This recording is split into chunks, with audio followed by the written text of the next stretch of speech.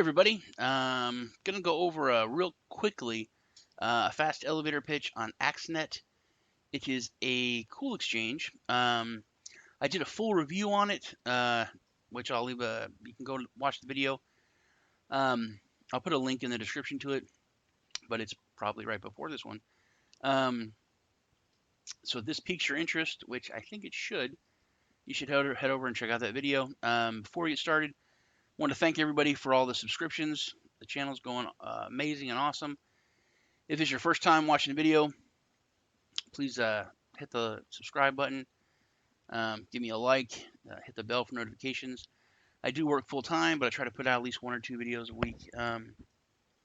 Try to focus on things that everyone's not going over, but I think has some value and is a cool project. Not financial advice, not a financial advisor, just my opinion. Always do your own research and look into everything on your own. So let's get into AXNET real quick. It is a new exchange. There are quite a few that are coming out and have come out.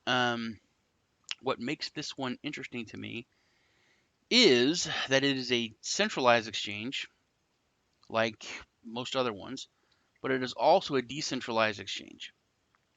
Now, another cool thing about it is it's very simple to switch back and forth. It's not like Coinbase, where you've got to sign out of your Coinbase and sign into Coinbase Pro, or the old GDAX, anything like that. It's just a switch. It's a literal toggle switch that you just tap, and then you are on the decentralized exchange versus the central exchange. It looks super cool. And super easy. They're really focused on. I think that when it comes to adoption in the coming months, one of the most important things will be exchanges, and they need to have ease of use, which means more fiat pairs. They are focusing on a lot of fiat pairs, a lot right off the bat, and they're focusing on getting more, and then just more trading pairs in general. This is a little bit what the exchange will look like. You can also make it dark or light, but this is the switch. This is the toggle: centralized exchange, decentralized exchange. That simple. Pretty cool.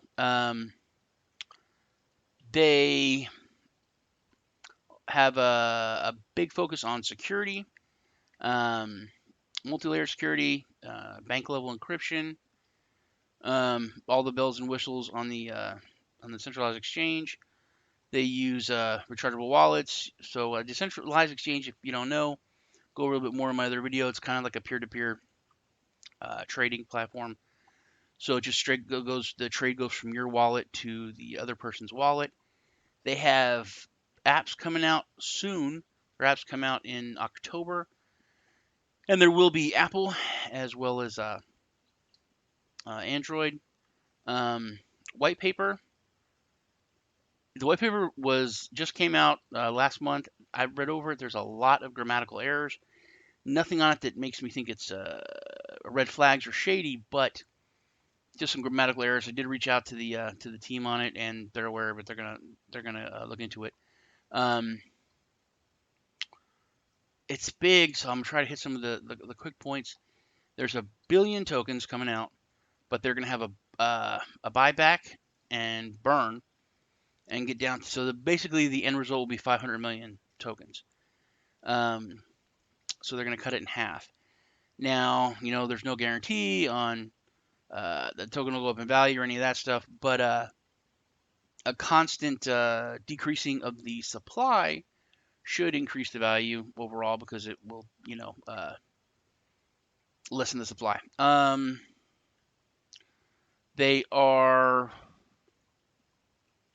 It's basically just like usual token. Well, it's not like usual token anymore. They give you 50% off on your trades for using it, which is actually higher than most exchanges are doing now. And most exchanges that are coming out, it's higher than most of them are.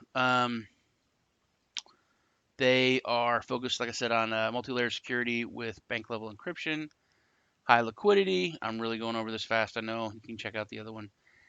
Big deal. They do want to focus on customer service with a 24/7 customer service. They're opening with Europe euros, pounds, and dollars. And like I said, they're even focusing on more fiat trading pairs in the future. So they are really focused on that, which I think will help with adoption and more people coming in. Went over that. High performance engine. It goes over the decentralized exchange a little bit.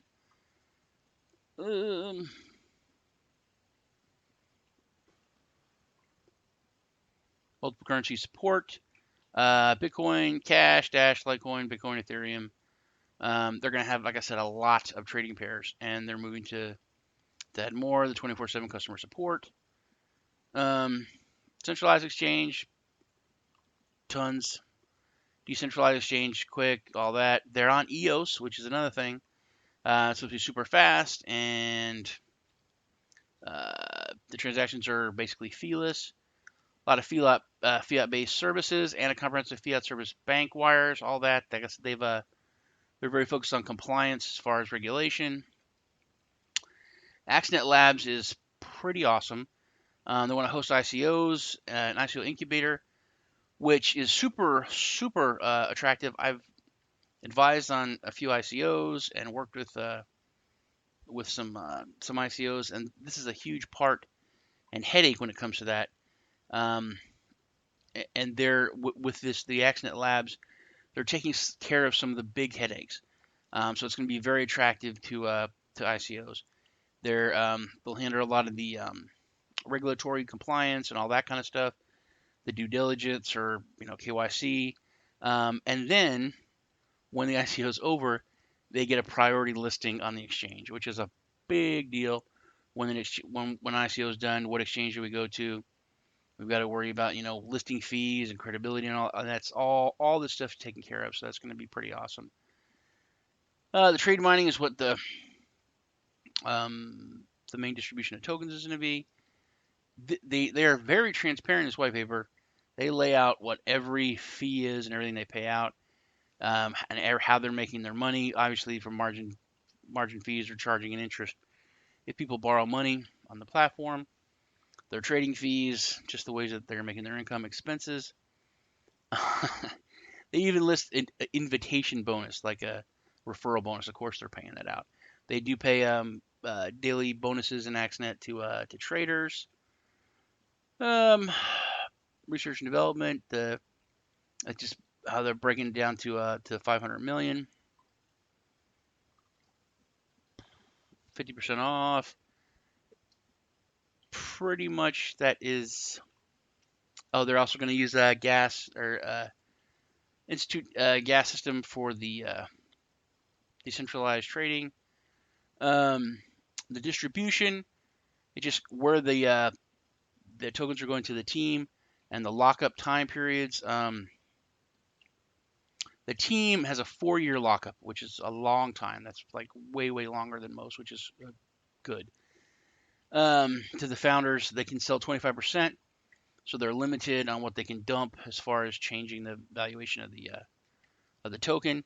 Now, angel investors have a different one, which usually it's like 6 months because those people want their money.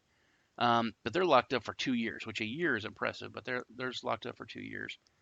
Buyback mechanism went over. This is just a little bit more in depth. 20% of the net profits every quarter are going to go to buyback tokens, and then they will be destroyed. Token distribution, very simple. It's 3. August 1st, they got the 1 million reserved for the ICO, 100 million for the founders, and then the big chunk of it is in October when the trade mining begins, where they get their money. The ICO fund allocations, so simple. There's 3. And the numbers are weird. Marketing is 50%. 50% of the budget is marketing, highest I've ever seen. 15% in reserve, and 35% for development of the platform.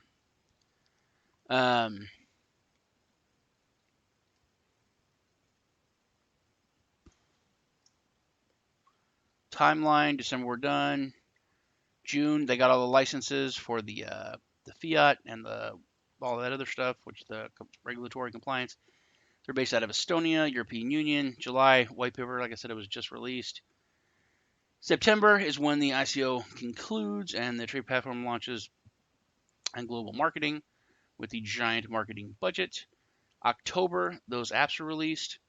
And then December, 5,000 Bitcoin volume in major trading pairs. And January is when they release the fiat pairs.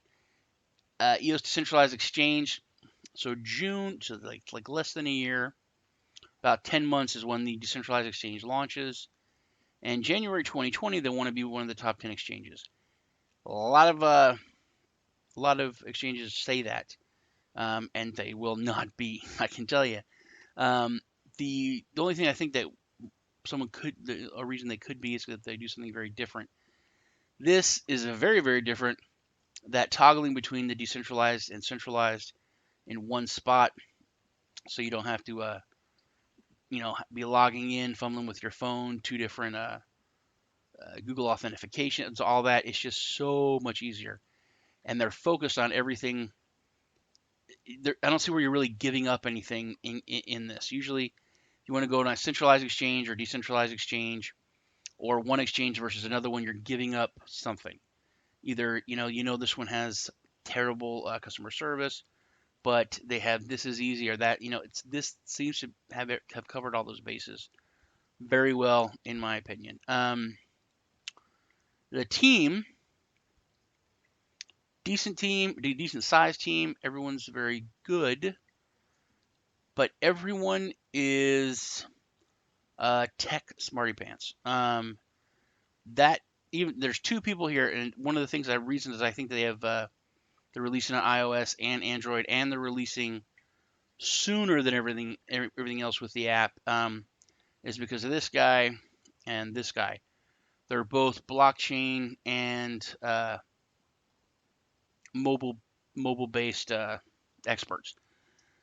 So I think that's why. But usually, especially like the CEO and the top guys are usually not smarty pants when it comes to this kind of thing. They're usually not tech heavy.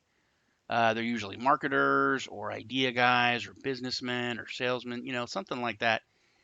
Everyone on this is heavy, heavy tech, which I would think they would have a great platform, but I wouldn't think it would do very well because you have to have people in those roles. I think that's why they have such a massive budget for marketing. It's 50% is because they're going to utilize other experts to do that, which is very smart.